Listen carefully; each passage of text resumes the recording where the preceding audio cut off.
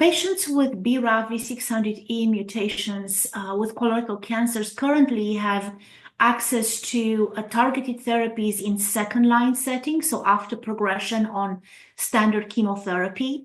The fact that now we have a first-line regimen, FDA-approved, for patients with BRAF V600E mutations with FOLFIRINOX plus Encorafenib and Cetuximab really emphasizes the need for very rapid genomic profiling of patients' tumors from the time of diagnosis, such that we are aware of their BRAF status and being able to implement this regimen in first line. Now, again, we know that BRAF V600E mutated patients have very poor prognosis, and generally with chemotherapy, with standard chemotherapies, including with triplet chemotherapy such as FOLFIRINOX, the outcomes are not great. In fact, the overall survival is less than 20 months for BRAF mutated patients.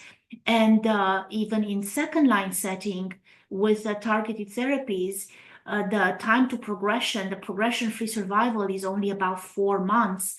So having a first-line treatment option for which we so far know the response rate, which is really promising at 61%, we are very much anticipating the overall survival and the progression-free survival data. But the response rate of 61% certainly looks extremely favorable, knowing that the chemotherapy alone is at about 40%.